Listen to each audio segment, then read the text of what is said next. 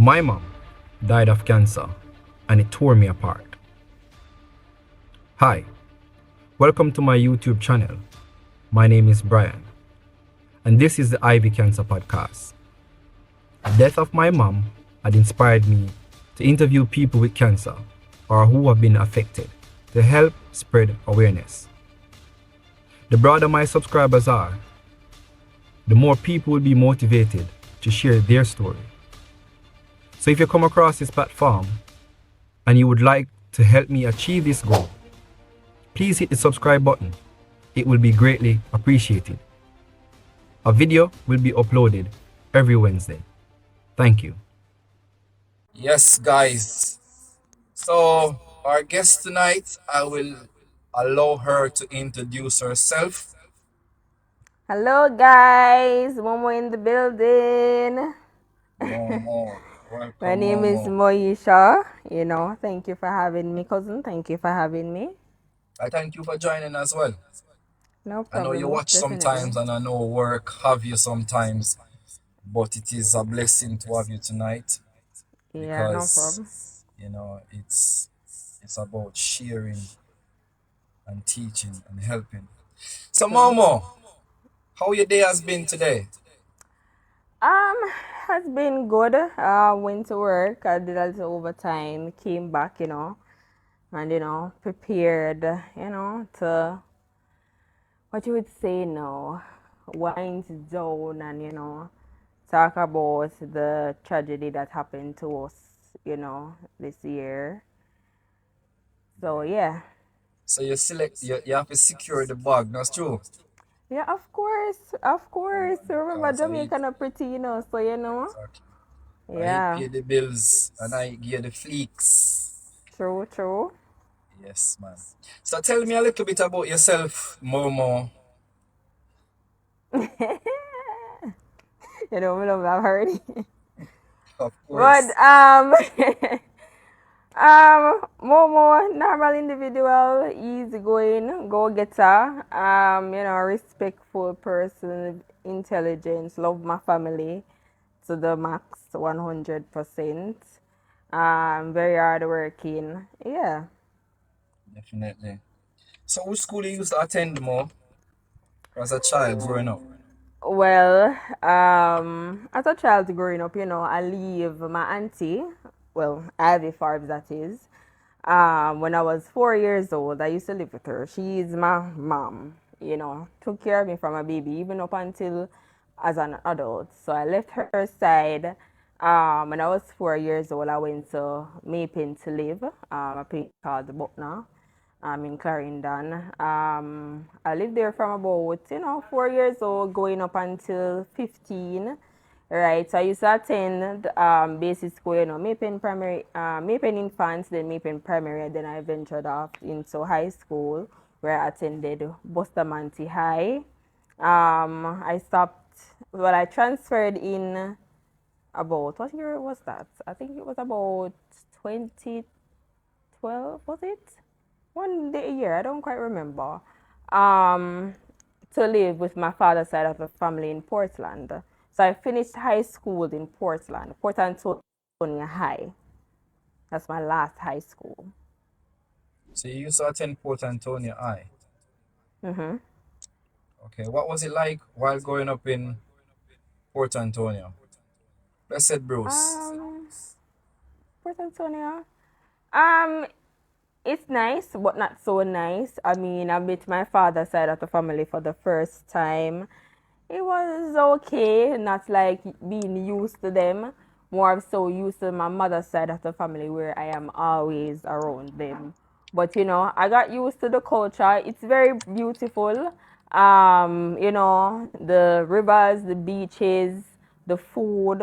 But it's not like home where I'm from.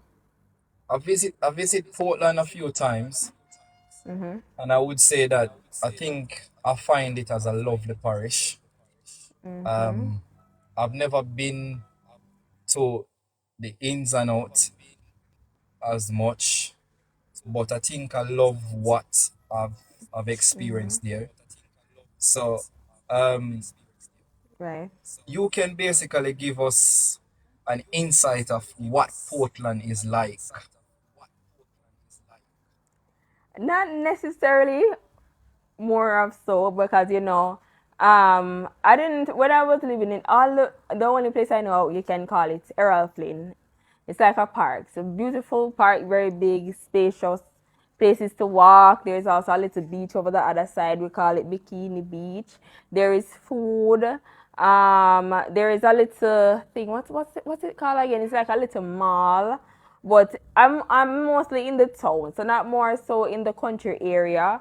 But I went to the Rio Grande for the first time. I didn't go into the water though because that's a very dangerous water. So can't swim.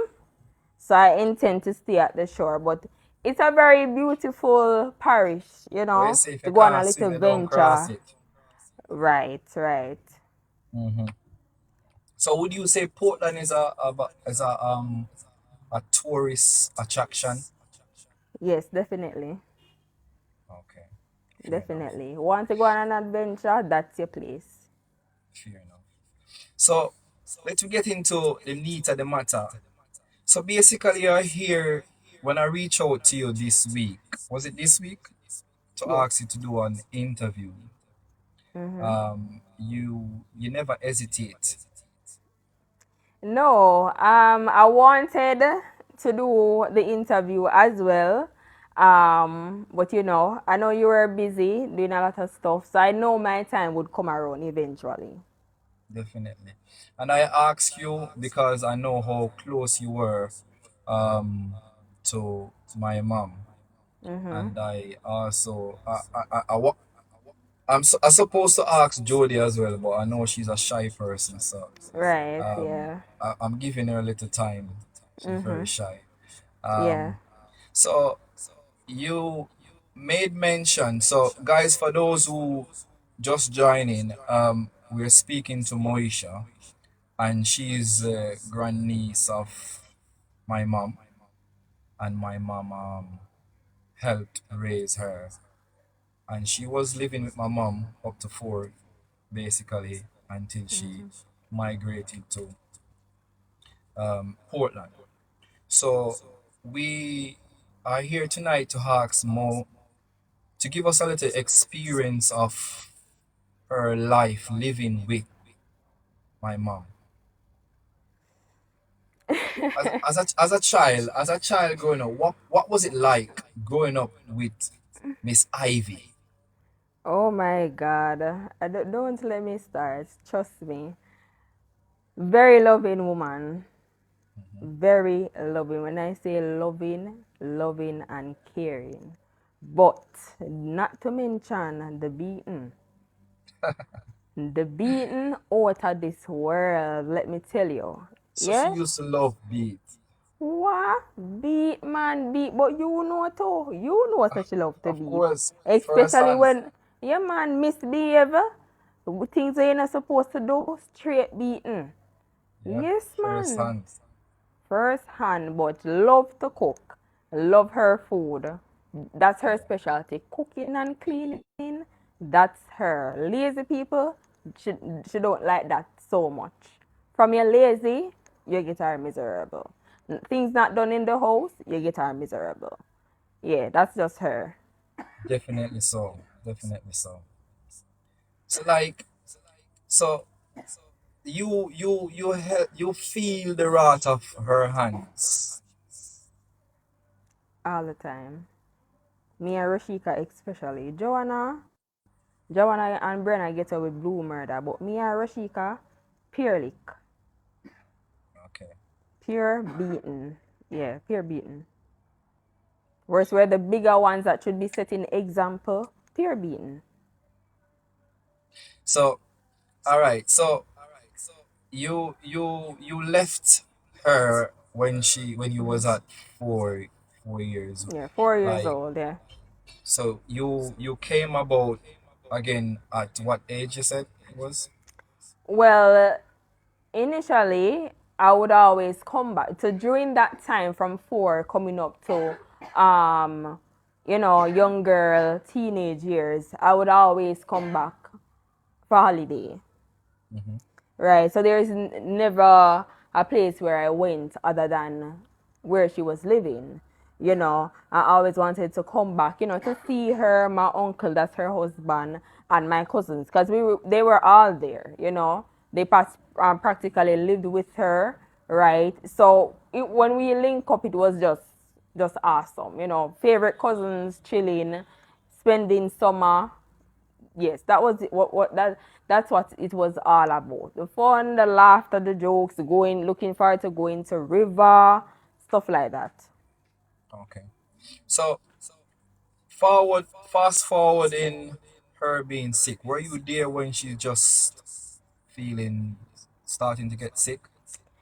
To be honest, no, right? Because she went back to, because she was in Portmore for some time, but because I work, I hardly get to see her. But sometimes I do, when I do get my day off, and she called me and she said, come look for me, and call your auntie, look a girl, and ray, and more laugh and say, boy, auntie, the work have me, and so on.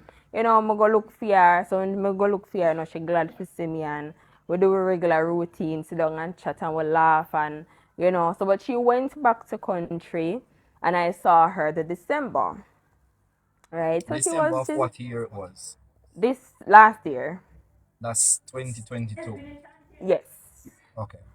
So, my uncle came down, and he's normally do his little family reunion thing, and and I went, and she was there.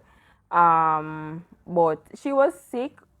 Well, more of so like we would say it would be diabetes, because she had diabetes, Mm-hmm. right? So she had the pressure as well. But when my mom told me that, auntie is sick, she just saying it's a diabetes issue, and I'm saying, okay, she's fine, nothing to worry about, and I saw her the December, we chat a little, and but because I had work, I had to leave the next day, so I didn't get to spend as much time with her as I would normally would, right? But we would normally talk and we text, because she texts when she ready, and we call each other and we talk a little minute, and then she gone again, gone talk to somebody else on her phone, because she's a phone tete, she always up on her phone. Even when she don't know nothing about it, yeah? Even when she don't know nothing, and she play her game regularly, and me and the kids them have fun around. And say, auntie, I play a game, and she say, yeah, but that finger, yeah, nah, make the man jump up, and we can't bother. And she will kiss her teeth and will laugh. Yeah. Hmm. So she fell sick, and do you know like when she start feeling ill? Like the Yes. first stage, So like yes. So when mommy calls me one day, I don't quite remember um what day it was, but mommy called me and she said to me, say, Mo, your auntie sick, I say, sick, say she have the diabetes and so, and she said she bring her to the doctor, and she could do some tests and so forth and whatever, and so she had some meds that she needed to get, and I wanted to ensure that she got them. So I said to mommy, come to the farmer, come ASAP to Portmore, so I can get her drugs. And but it was the same form of medication that she was taking before, metformin and so forth like that. And got them, ensured that mommy brought them up so she can have them to use, because the doctor said she need them. But at that time, I wasn't really thinking that there's something vicious that we don't know about. Not sure if it's a case that she knew something and didn't want it to tell anybody. She didn't want to probably to pressure us, or for us to start to worry. So I'm just saying, I'm not sure. I can't say if it's a case where she knew and didn't want it to tell us. So I don't know. I just can only talk out loud, right? And she got her meds, and we talked a little, and and then I realized that it got so vicious that one day I came from work, and my sister said to me, say, Moesha, auntie sick, I'm say, sick, what do I know? She say, auntie have stage 2 cancer. So I froze, because I was sitting around the dining table, and I stage froze. 2 cancer. Yes, at that time. So it didn't reach to the When was maximum where this? it was. recently, before she was really admitted in the hospital. I can say something to you. Mm-hmm. You know when me hear some mommy have cancer, it was already at stage 4. Yeah. Yeah. So you didn't know, cause my sister told me. She said, "Auntie have stage 2 cancer," and I froze. More so, I was at the table, and the tears started to come, and she's like, This "Sister, this no is bother." this is really of a shocker to me. Uh huh. And I'm gonna tell you why, because on the reports, Right.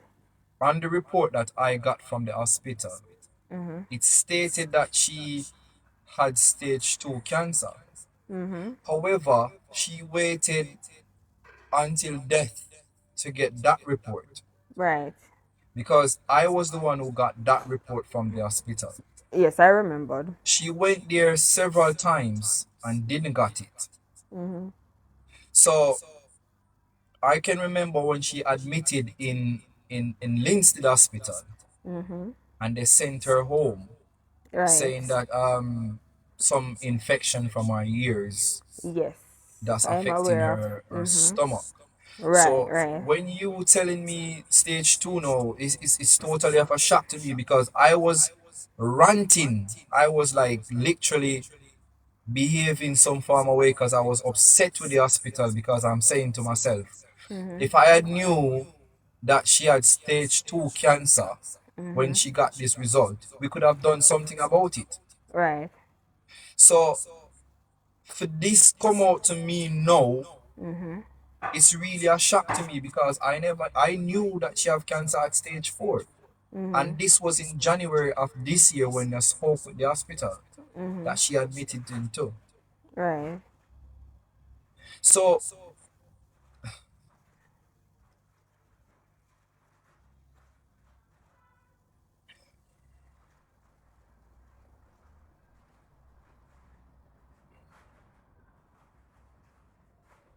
carry on. So, when she told me, I froze, and, I was like shocked, so the tears started coming, and, she said to me, say, "Sister, nobody with the balling, until I got alright, and we are going to, work on it, so, it not reach no further." And I didn't get to see her because I was at work, but we talked. I didn't want to let her know that I knew, because I don't want her, because she's a she likes to, she worries, she's easily stressed, but she doesn't show it, and you don't know that she is, but that's how she is. And I talked to her. I said, "Auntie, me soon come look for you." And so one day, I was at work, and it was just bothering me. I couldn't focus. So that's when I called you. I can remember that I called you. I just like log out and came, and I went to the side where we have the little benches, and I called you, and I said to you, like, "What are you going to do? Are you going to take this up in hand? Are you going to sue the doctors?" You know, because at that time, when they took the lump from her breast, they didn't even check it to see if it was cancerous or anything like that. They just tell her that she don't have any cancer and that she was fine. So I said to you, "What are you going to do?" And you said to me, "Say, cause me just a try to process it and to see, gather all the information and so forth like that." And I said, "Okay." But wasn't that when she was admitted into the last Yui, hospital? yeah, Yeah. Yui. She was admitted, but it wasn't so vicious, Yeah, vicious. because It was that's when going I on to found that out. time, Because that's right? when I found out that she had stage 4. Um, when she went to this hospital, I won't mention the name. When she went to the hospital to do the first biopsy, Right. um, they wanted her to do the a mammogram, and they was charging her 100 and something thousand Right. to to perform the procedure. And I said to her, "Mom, I don't have so much money at this present moment, but I will see what I can do." Right. And I sent her what I could. And when I sent her what I could, a few family members, our niece, send her a few, and she got the mammogram done, and she got the biopsy done. Right. Up to this day, I kind of regret deleting it, but she sent me what they took from her breast, Right. and it was sitting into my stomach. And she said that they took this and they gave it to her, and they're running some tests. Right. When they ran the test, she got the result within 2 weeks. 1 second. I have all I have all the tests here. So when it's my time to really go live, I have all information here. And I am trying to put together my story. Right.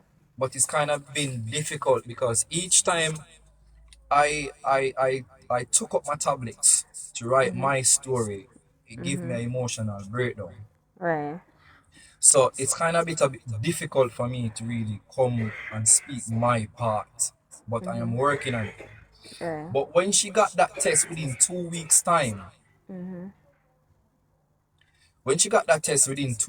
the doctor said, "Look, you do not have cancer, but do a follow up." And that's when she went to the public hospital to do the follow up. Right. Because I think she never wanted to put any more pressure on me to do any follow up. So she went to the public hospital to get it done at a Right. cheaper rate. However, when she done that, as I said before, she never got that result, even though she been there several times. Right. So even in her grave, in her death, she didn't got that result. And if I wasn't adamant that I am not leaving that hospital without getting that result, I probably wouldn't have gotten it either. Because I Right. went there twice. Right? I even lied the first time and said to them that the hospital that she's at requesting those results. Right. But they said they're not giving me the results. I have to get a referral. So when I went back to the hospital that she died in, and they said to me, listen, we can't send a request because she's no longer with us. So it would be against our policy and we Right. can get in trouble. And I understand that. That's when I went back to them and I told them the truth. Like, listen, my mom is passed and I need some closure. That's when I got the results. Yeah. So between 3 hospitals that she went, I could literally take action between 3 hospitals. But I know my mom Right. wouldn't want me to follow up anything. But Jamaica also need to know how slack the hospital system is in Jamaica. Yes, You it is. understand? But so you found out now that she had cancer and we communicate and stuff. Like I said, I'm putting together my story, so I'm not going to put too much out there. But Right. when you found out how you felt within yourself that, you know what, she has cancer, but then while she was in the hospital, you never knew that it was at stage 4 just yet. You were Right. still thinking that it was at stage 2, am I correct? Yes. So, what were you thinking then while you visit her in the hospital pertaining to this whole situation? Well, so, not to move so fast, So, I can remember being at work the very same day that I spoke to you, and like there's just something in me, like I just couldn't function. Or so I was on my last break, and I was getting it was a family call with everybody, um, on a WhatsApp call. You were there, I think I Joey, initiate that that that call, WhatsApp yes. call. Rest. Auntie Stacy was there. And but first, before I even got the call, Auntie Stacy, she was calling me, but I missed the call, and she messaged me and she's saying that, you know, you're not going to look for Ivy, and she sounds so adamant and sounds so serious. I'm like, Father God, what is it now? Like, so the tears started to come, and I'm like, Father God, please, like, just please. And I didn't even want to think the worst. And, when we video called, she was there, she was lying on the bed, and, Rashika was there with her, and everybody else was on the phone. And Rashika said, see Moesha there. And she looked 2 times on the phone, and she said, where Moe there? Where Moe there? So I said, see me here, auntie. So I said to her, so I soon come. So at the time, I left work and I went to my auntie workplace in Slipe Road, her dental place. And we were there because my sister was there as well, and my Auntie Rose, was supposed to go by the hospital, so Auntie Rose would have taken me with them. So I saw her, and she was like, Moy, and my Ogar, and I said, Auntie, you alright? And she said, yes. But I didn't wanted her to know that I knew that she had cancer. And, she wanted to, you're in the hospital and you can't do much stuff, and she wanted to spit. And, I'm the niece that's going to always be there for her. So I was interested, she alright, she used the bathroom, stuff like that. And I said to her, so I say, how them I treat you? And she say, well, the nurse is not so bad, and the both of them alright, and so forth. And, so we were there talking, and she was, even though she was in pain, she was laughing non-stop, jokes, everything, you know. So it was like she's not sick. She just at the hospital probably for just a checkup, and she just laughing, and she's very cheerful. She not worry. You're not seeing a worry on her face, even though you know that she is worrying. And we left, and but before we left, I didn't want her to cry, so I just turned on my face. So my sister started crying, and Auntie Rosa said to Jody, Jody, nobody with the cry, nobody make she see her cry, if put her down or whatever, and so she wiped her tears, and we left. But during that time, she was, it was getting more worse and worse. So most times when I call her, I can't get through to her. She don't really answer the phone Yeah, like that. because I can remember I was here in the UK, and sometime I tried to reach out to her and I couldn't because she reached so far in pain she don't even want to answer the phone. So I can remember that. Yes, I can remember going there because I went there numerous times. Rashika was even there at the time when I went, and it was in the night, and she was on the ward at this time. Because from where she was, they moved her onto the ward, right? And I went. So Rashika and I was there with her. I mean, this is like in the night. I must say like probably 10, 11 o'clock them time there. And she was in a lot of pain, right? But the thing is, I don't understand the system, whereas the doctors do have a patient and they take forever to come, like a nurse as well, because we were there for even how long, and her doctor didn't even come to check on her as yet. And she was like, Moy, me in a pain. And we said, we are hurt here. And she said, right here, so right her side, her pelvic area, hurt Uh, her. And she uh, got, uh, 1 second. I think that's one of the reasons why she gave up and didn't want to fight anymore because yeah. um when I went to the hospital, they asked me to get some blood for her, and Troy was the person who donated the blood. Um, so I took Troy down by the bank to deposit some blood. And when we went back to the hospital, we reached there about probably about half two, and she said to Troy, like, she can't be asked anymore. She can't. She said, Troy, me can't bother no more, because me there from morning and them don't even tidy me, and me there in the pampas from morning, and them no want to look for me. Right, and Right? she's a clean freak, so Right. So that will really rest on her.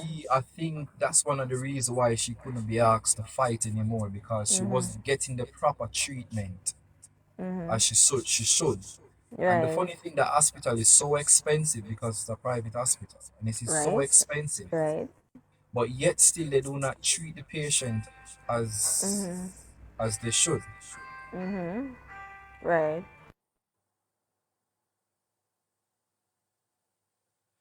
So guys, I think so continue, Moisha. Yeah, so Rush said this was the time that she went. So they sent her home. I totally forgot that part. They sent her home, right? They sent her home at one point, right? And saying that I don't wanna tell any lie, to be honest. But if I can remember, they would have stated that there's nothing more they can do for her, right? So they sent her home. Um, However, she I, wasn't. I Go ahead. think, I think, I think, I think I can remember that point when they said that, and I I asked the doctor while I was here. I even have a screen recording, but um, thank you for the gift, Jody. When I said to the doctors at the hospital, like, listen, the cancer is at stage 4. My mom is in pain. What next we should do? I do not want you to sugarcoat anything to me. I don't Right. want you to tell me, oh, you can do this and you can do that. I want to hear the truth. Right. What can be done for my mom? And they said to me, nothing. So I think that's one of the reasons why they probably said it to you, because hospital, they like to sugarcoat stuff, Right. even when they know they can't do nothing. Carry on. Right. So as I said, this was a second time. So she went back in because she wasn't keeping anything down. She can't eat. She does. She can't keep anything down. Soup, nothing, nothing at all. And so we were there with her, and we had trouble her and laugh and stuff. But she was laughing, but she was also in pain, right? And she said to me, "Say ears are hurt me more." And Mr. Where, and she showed me the pelvic area there, and when I looked at her, she got so skinny. Like when I didn't. So the tears started to come, and I said, "No, I'm not going to cry." And so she said the olive oil is in her bag, and I took it and I rub it for her, and no matter how I rub it, the pain wouldn't ease at all. And I said, "It's still a hurt," and she said yes. And so I went and I asked the nurse if there's anything she can give to her so the pain can calm down a bit. She's just so uneasy, you know.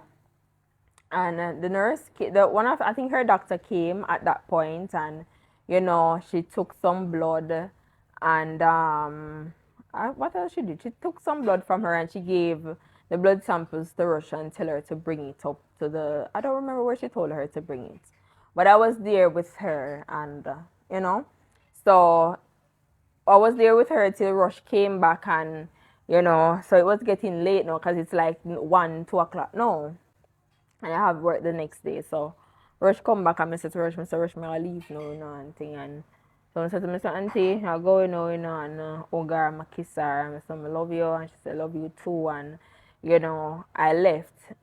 I left the evening, and, still not getting through to her on the phone because at this point now, she's really not taking any call because she's really in pain.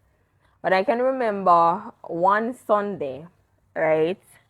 One Sunday, my mommy and I went to the hospital. I think this was the day that everybody was there. I don't remember if you were there though.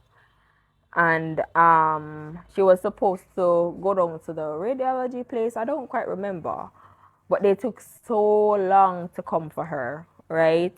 She wanted to use the bathroom, and there's some things that she wanted to get done but couldn't get to because she was there waiting on them. And she wanted to pee, and my mom and I, we assisted her with that. And you know at that time, that I can remember. That's when the time I think she really, really, really, really gave up, you know Cause we were there, and she's still being the person that she is, no doubt about that. But she's still in the pain, and we were there for some time, and it was getting late now, and so I think they bring her to the radiology place, and then they took her back. I don't quite remember why or if anything was done, but at one point she couldn't breathe.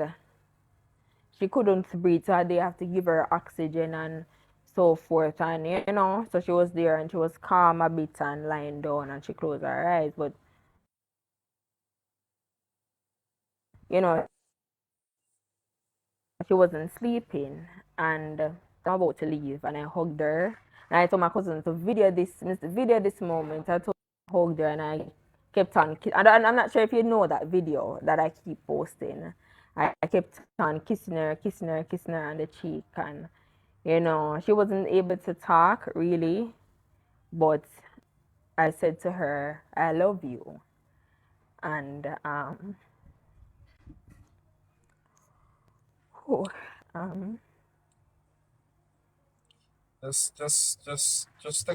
Just take a minute, Moesha, because I know you're feeling some kind of emotional way right now, just as I do.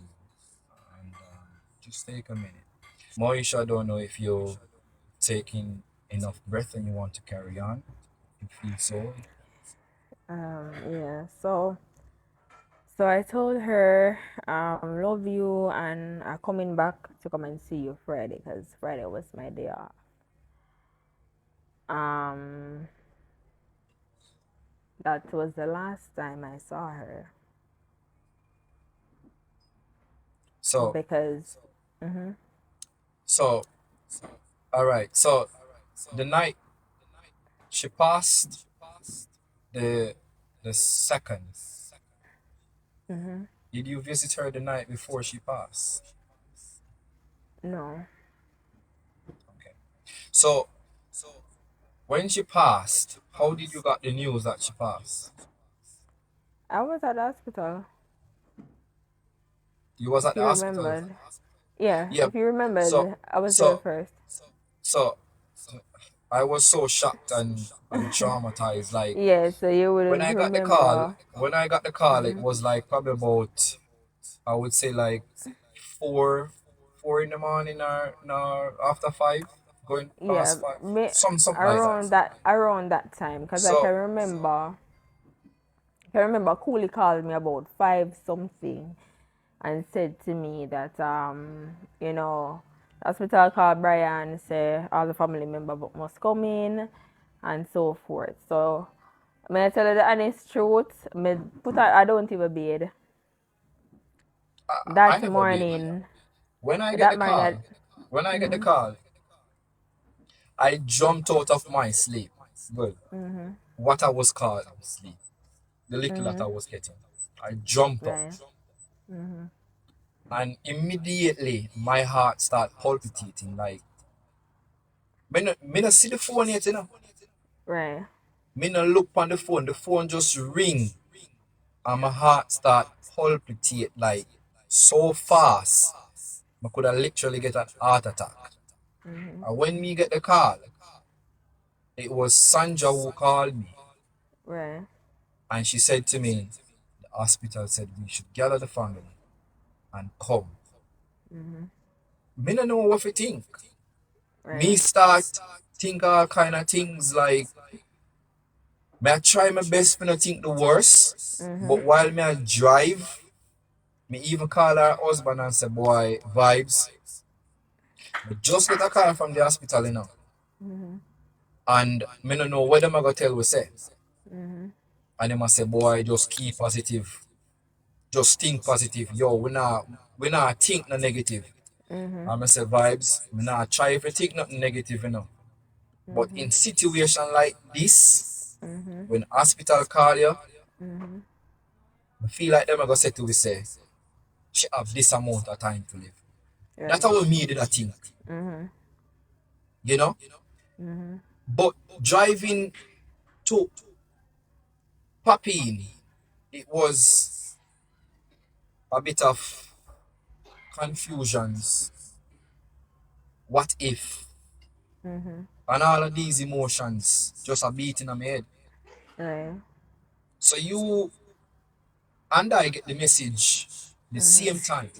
Right. So the doctor did it, I must say, they did it professionally. They gather us into a room and they break the unfortunate news to us. When you got that news, I saw you. I know how you act. But tell the people on this life how you felt. Um. Well, to be honest, at first, as I said, we got the call and I jumped up and I went to my sister and she was like, cause she miserable and she say, what? And she said, come out of my room. Because, she's like thinking that I'm going to say something that I shouldn't say. So I said to her, Mr. Girl, I want to you, just put on your clothes and the hospital call we and stuff. And she said, all right. And, I call a taxi and, we ventured on. So I made my way and, to her ward and washed my hands, everything, thinking that, oh, I'm going to see her, right? When I said to the nurse, good morning, I'm here to see my Auntie Ivy Nelson, both of them, they looked and they looked at me and they said, just take a seat, the doctor will be with you shortly. But at that But moment, while, go ahead. when they said that to you, what was going through your head? To be honest, I'm just thinking, to be honest, I don't even know what to think. Because during that point, while getting ready, my mommy called me and she was like, Moy, when I want to say this, but your auntie gone, And I said, mommy, just please don't, my head So hurt you me. get news before me then. Yes, I think so. I don't remember, because as I say, I coolly called me, so I don't remember who get the news before who, right? Because But all I, I got the news in the room. right, so all I can remember is that me just saying, jump up, put on clothes, not even bed. So when mommy called me, I said, mommy, please, I don't want the negativity. My auntie, all right, me I go see her. No. So And she said, even my when she tell daughter. us she dead, she pass, you still have a Right, bit cause of hope. right, cause mommy is saying, boy, my daughter, when hospital call family together at the hospital, Okay, so that's when they break the news. so basically she never sure either. She just assumed because of the call. Right. Okay. So at the time she couldn't attend because she was far away. So me and my sister we venture on our way. As I said, we reached at the hospital and the nurse looked at each other and so she said, you have a seat around here, the doctor soon come. But at that time I wasn't even looking at them, I was looking at the bed that she was laying on. But I'm saying I don't see her. So I say maybe them carry her gone just run some tests or whatever.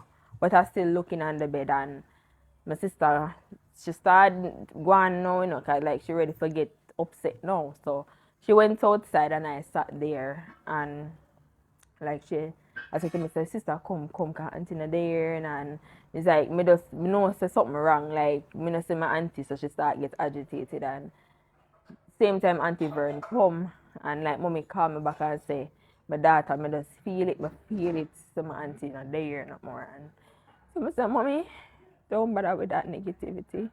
My auntie alright and she gonna do some tests and same time Auntie Vern come in and I start crying. I said to Auntie Vern, say, Auntie Vern, me not see her on the bed, me not see her on the bed. And she said, just take a deep breath and so same time my sister start to cry and but we are trying to hold the composure, not to thinking that, she passed off already. So same time, you came and the doctor came by. I went into our room and he was explaining everything to us and tell us when she took her last breath and how she went into cardiac arrest and when he said that I just know he was saying that we lost her and That's when everybody just, everything just come down for everybody. Tears, and you know, we said to him after he done explaining and we're crying, and I said we all said to him, can we see her? And I can remember, you know, because I didn't even think that she was even on the bed, right? And when we went there, she was so wrapped up in a sheet, right? Because as I said to you before, I didn't see her in the bed, so I didn't even think that somebody was there. And when I saw her laying lifeless, that's when everything crumbled down. Like, I just couldn't believe that that's my auntie lying right there, lifeless. It was so hard for me, to be honest. So hard. Um, During that time, we were all there standing and we were crying, and I just couldn't let her go. Like, I lie down on her chest and me I cry, and me just a rub her down and me rub down her head. And even though they stated that she had an infection that is contagious, it was never business, because I was just lying right there on her chest, and we were there crying. We cry, and one of the time Auntie Vern grabbed my hand and said, come to me. I ball loud and the people in the hospital, and she say, you can't cry so loud, and me. Like, it's like me just not really want nobody to talk to me, to be honest. And eventually we calmed down a bit. We just out of shock. Like, we were there, rush come late, due to traffic and all of that, and we were waiting for her to come to see her for the last time, and when we see her now and then, them say them are come for her body now, and it's just like, I don't know, like we are fish out of water. Like, we just, it was so devastating, to be honest, even up until now, because sometimes when I scroll through my phone and I see her pictures, the tears just flow, you know. Just can't believe that she's not here anymore, because she was a part. What would I say? She was my life in that sense, because I've never, anywhere I went, she was just always there, no matter what. She was a call away. Can call her and talk to her about anything. Like, as I say, we had that bond. We had that bond. We talk about anything when we see her. Me and her sit on veranda, and we just chat away till night. Till me say, alright, auntie, me come going now, and she love her little money, she love her little money, and she call me and say, me not understand how me not get my little money, and that's me laugh, and me say, auntie, me I send the money come, don't worry yourself, and me just really miss that, to be honest. I've never lived a life without she not being here, while, the 25 years that I am on earth, because I'm 25 years old, and I've never lived without her not being here, not being around, calling her and saying, auntie, you alright? Send her a text message. Because even though I've kept her messages that we used to correspond up until the time she was sick. And sometimes I just listen to them just to hear her voice, because I know, really and truly, I never ever see her or hear her voice again. So it's a bit very, very, very hard for me, even up until now, and it has been months since her So, passing. so you're still going through not painful memories. Yes, definitely. What it means to you when you look back in the messages that you guys had that conversation.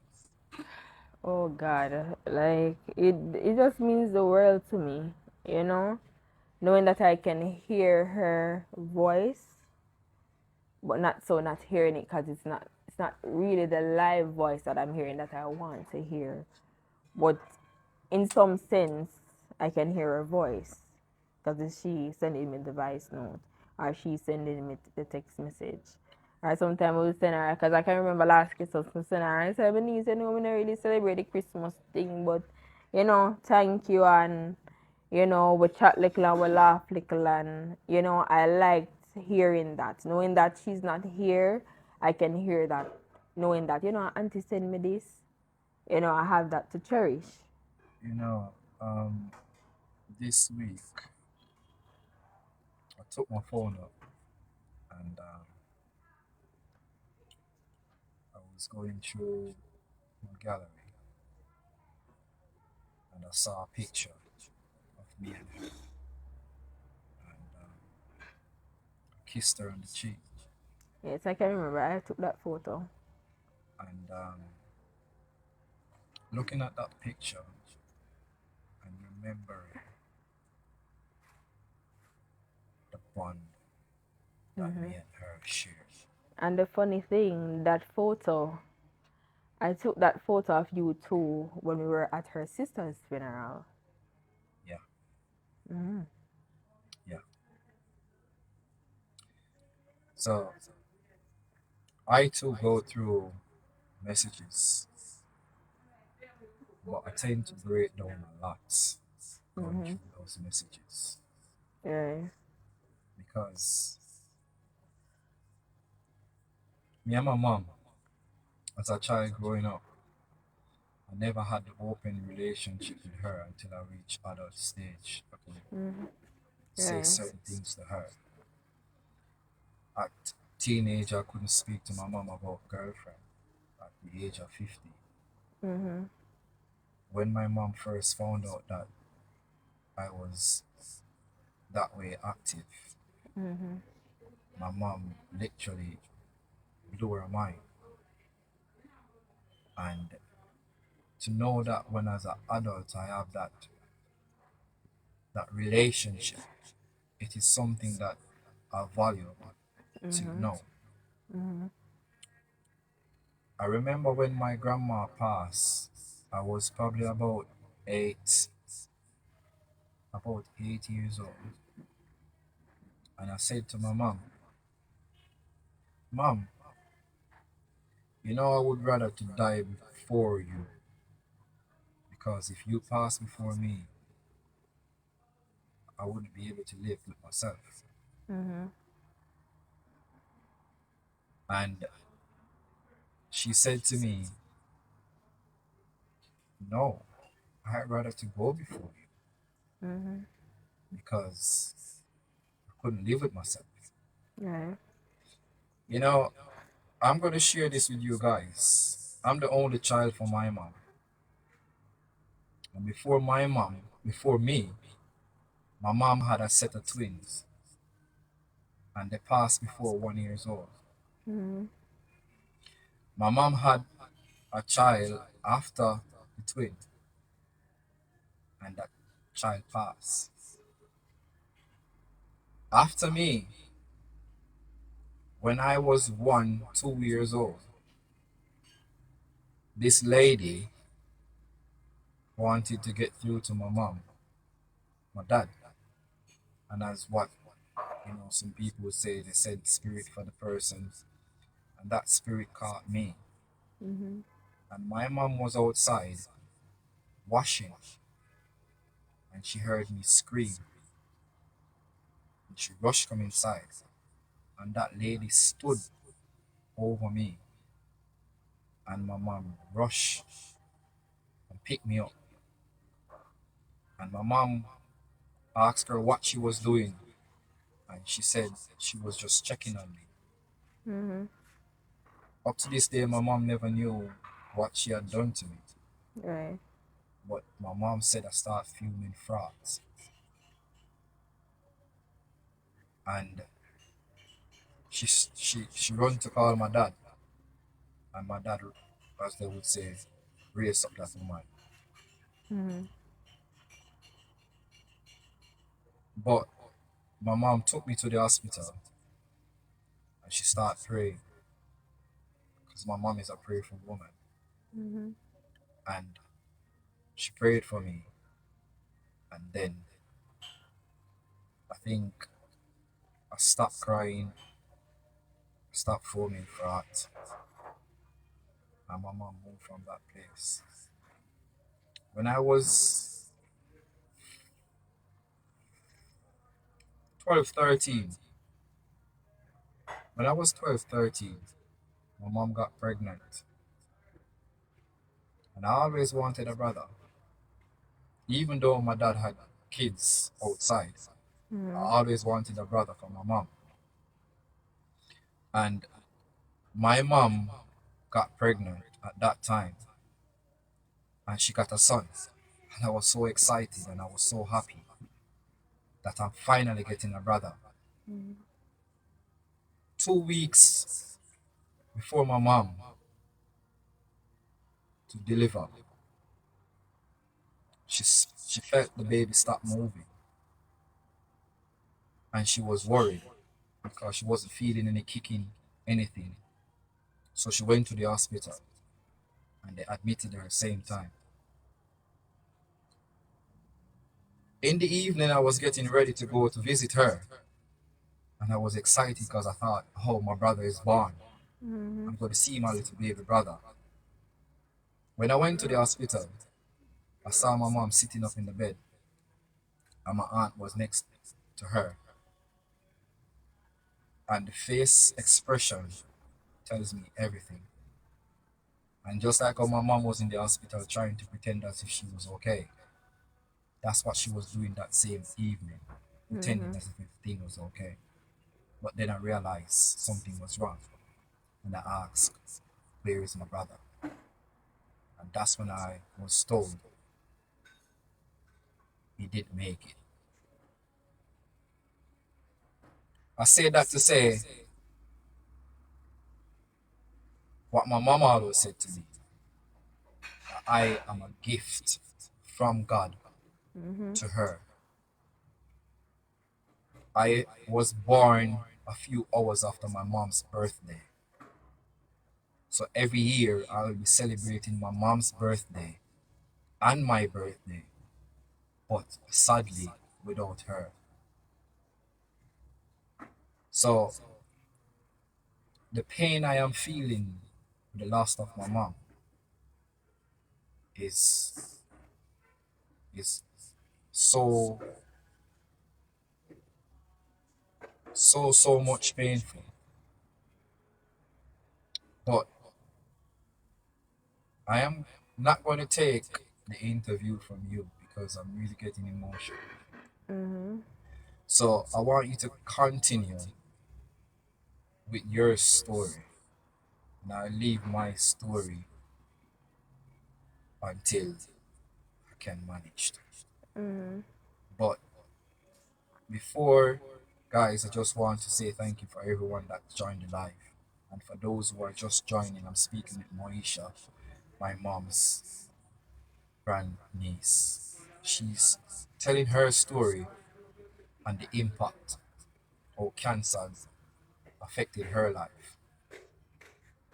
As I said, Moesha, and let's go to the funeral. Mm-hmm. They said most persons do not come to the realization that their loved one had passed until that day when they're going down in the Mm-hmm. ground. What was that day like for you? I tell you,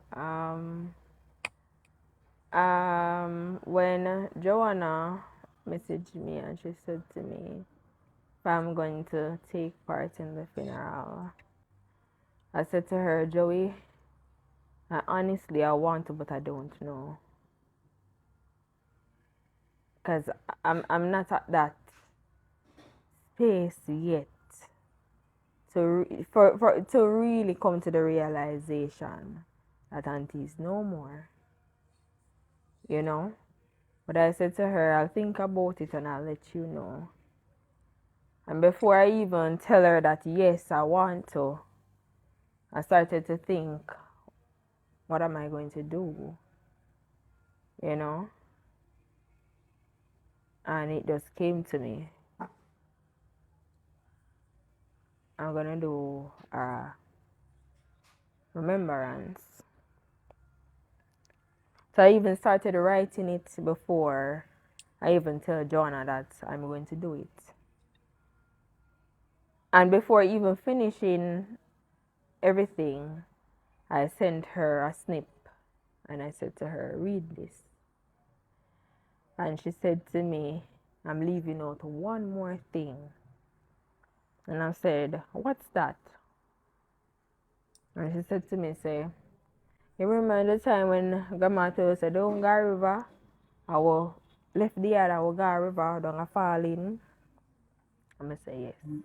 And when she give me the last beating, Joanna wanted me to put that in there. So I said to her, okay, no problem. Because I can remember we went to the river and we and our friends, and she said, don't go to the river without adult supervision. And she's not going to the river, Because from she went once and she fall down, she don't go back, From she lived there till she passed, she never went to the river, never.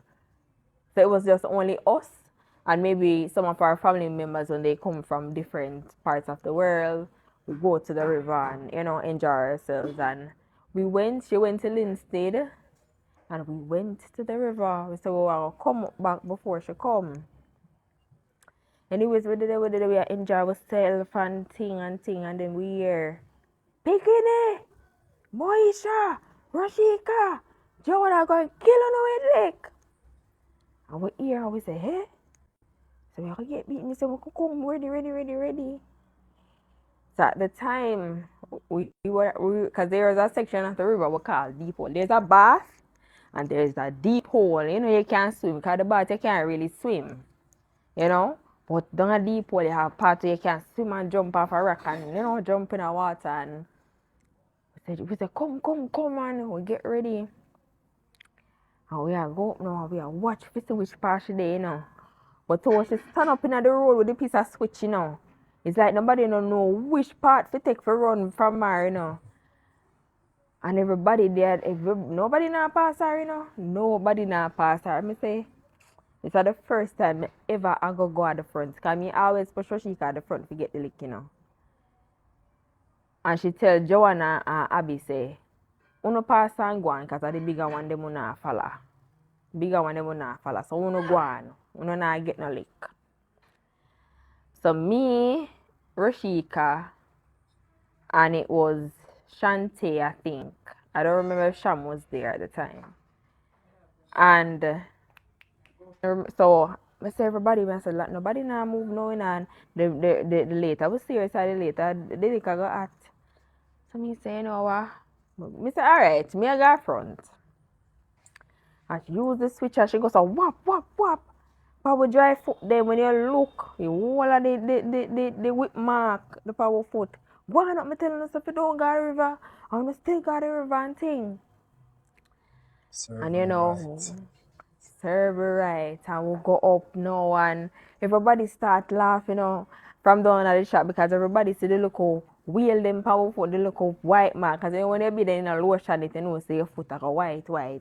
So the switch part show up on my foot. So Biggie them start laughing and Biggie say, right foot, no man, no listen. So I put that in the remembrance, and when it was my time to go up and, read, and I was trying to do my thing, but I just had to cut it short. Because you couldn't manage. I couldn't manage to, as I even went to look at her. Rashika was there crying and said, Grandma. But at that time, it's just like the tears, they're there, but they can't come because I am so angry. I am so angry because if we knew we could have done something, she would even be here, maybe not for a very, very long time, but we would have still had a little time left if they had do what they was supposed to do. So I was so hungry. So I did my part, and everybody else did their part, and it was time to go to the burial ground. And when I saw, them bringing the casket, and it was time for her to go down, I couldn't hold it anymore. I held on to, because I felt I was so shaky. My hands was, as I was trying to capture the moment, but my hands was so shaking. I had to say to my cousin-in-law, Cooley, I said, please, just hold the phone and video for me. And I held on to Auntie Mitzi's hand, and I gripped it so tight. And there were the tears coming. And all I can remember saying that my auntie, I can't do this. And everybody was surround the casket, and we had some red roses that we were supposed to throw when they put her down. And even though I was I was just shaking like a leaf, I wanted to go so near to the casket, but I couldn't, because I'm saying it is too soon. If I go, I'm gonna want. I want to go with her, because I mean, as I said, she's a part of my life. I don't think I can do without her. You know. And at the time, my cousin Akim was there, your nephew, and everybody else was there. But I tell you, I couldn't remember even talking to anybody. How I was just so devastated. I wasn't even there. I was out of this world, because my auntie just went down 6 feet. I won't see her again. All right. I'm gonna close the podcast, but I'm gonna ask you. Your aunt died of cancer. Hmm. Do you have any advice for yourself and for those who are listening and watching this podcast at this present moment? Do you have any advice to give? Yeah. Well, my advice, guys, well, and to me as well. I mean, no matter how you eat healthy, sickness is always going to come. Yeah, it's gonna always come. Whether in probably some, maybe not cancerous, but my advice to you, always do a checkup, right? That's a good Always do a advice. checkup. No matter how, if it's even a little flu, always do a checkup, because you never know what really is going on with your body. It's a good advice.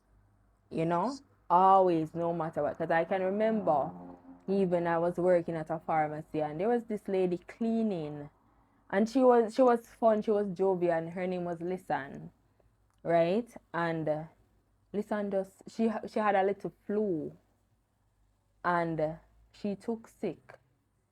And when they checked it out, she had leukemia. She didn't even know. She didn't even know. And I can remember it was a Christmas. And I said, oh Lord, I didn't tell Lisan Merry Christmas.